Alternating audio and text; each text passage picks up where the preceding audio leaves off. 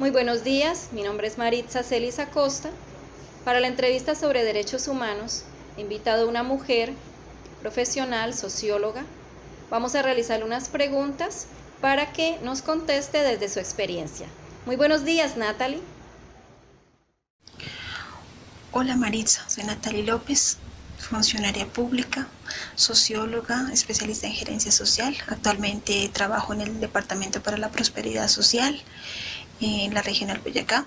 He estado en otras regiones del país con el sector público y el sector de la cooperación internacional, en Magdalena Medio, en el suroccidente, en Nariño, Cauca, Putumayo y Valle.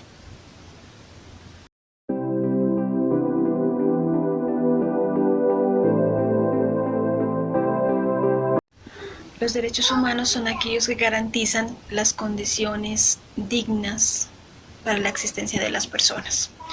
Todos y todas tenemos los derechos humanos desde el momento mismo en que nacemos, independientemente de nuestro origen étnico, religioso, nuestra orientación sexual, política, filosófica, nuestra condición económica, el género, la edad. Todos para los derechos humanos somos iguales ante la ley y tenemos la misma dignidad. El Estado es el primer garante de los derechos humanos. Sus autoridades en todos los niveles territoriales deben ser garantes de esos derechos. Asimismo, los legisladores y los jueces deben crear, propender por mecanismos y protegerlos. También el Estado debe crear programas sociales que contribuyan a garantizar esos derechos para las poblaciones más vulnerables o que requieren atenciones diferenciales. También es importante recordar el capítulo 5 de la Constitución Política de Colombia, donde habla de los deberes de los ciudadanos.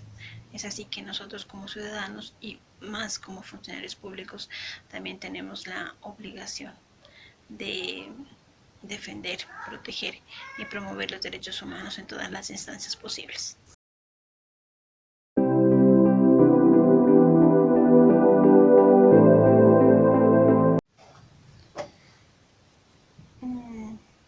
Colombia es un país de enormes desigualdades económicas, sociales, políticas, y en este momento estamos atravesando una etapa de posconflicto, posterior a la firma de los acuerdos de La Habana entre el gobierno nacional y las FARC.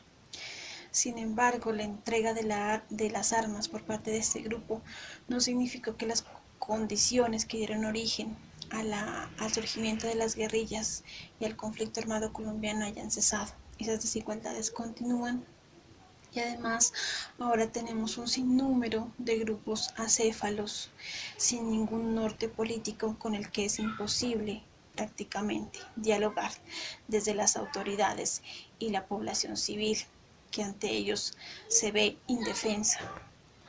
A los excombatientes de la guerrilla de las FARC se los está asesinando sistemáticamente.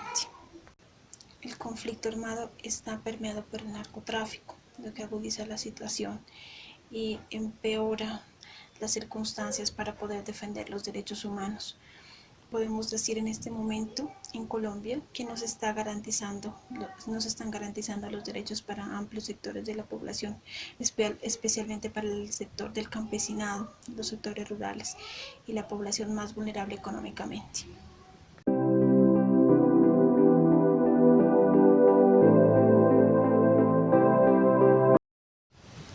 El Estado colombiano cuenta con múltiples mecanismos y órganos para la promoción, la protección, la garantía de los derechos humanos y la prevención de las vulneraciones de los mismos.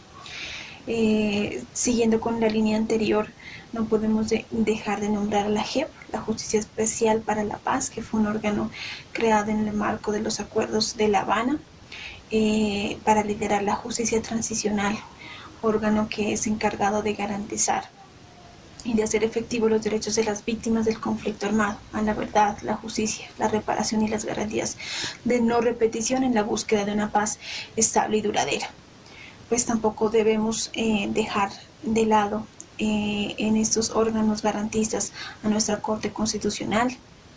Tenemos también la Defensoría del Pueblo y su sistema de alertas tempranas que previene a tiempo a las entidades territoriales de posibles vulneraciones que se puedan presentar a los derechos humanos. El Estado colombiano también ha buscado dar respuesta diferencial a las vulneraciones de derechos a las poblaciones que requieren especial protección, y por ejemplo está el Instituto Colombiano de Bienestar Familiar, encargado de liderar la prevención y la protección de los derechos de los niños, niñas y adolescentes en el país.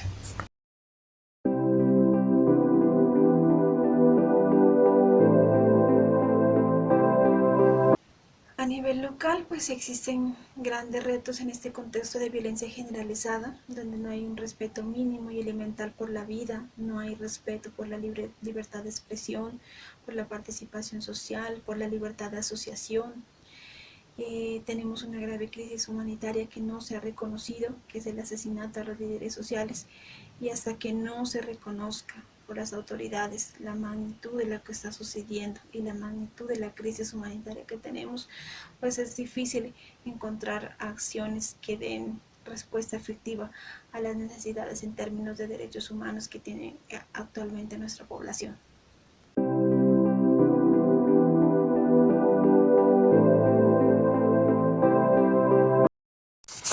El hecho significativo en términos de derechos humanos que quiero comentar ocurrió en 1991, cuando la comunidad internacional, a través del Premio Nobel de Paz Alternativo, reconoce el proceso de paz del Cimitarra, propiamente del corregimiento de la India, municipio de Cimitarra en el departamento de Santander, donde las comunidades por su propia cuenta y riesgo decidieron analizar las múltiples violencias de las que estaban siendo víctimas, social, económica, pero pues también armada por parte de todos los grupos, la guerrilla, el ejército y los paramilitares. Citaron a la guerrilla a conversaciones y le plantearon sus requerimientos y sus necesidades, pues ya no estaban dispuestos a aguantar más violencia. Asimismo, al ejército le plantearon las situaciones en las que habían sido violados sus derechos y contaron cómo habían tenido que cometer actos ilícitos obligados por las FARC. Lo mismo posteriormente con los paramilitares y con apoyo del Estado lograron llegar a un acuerdo y pacificar su región.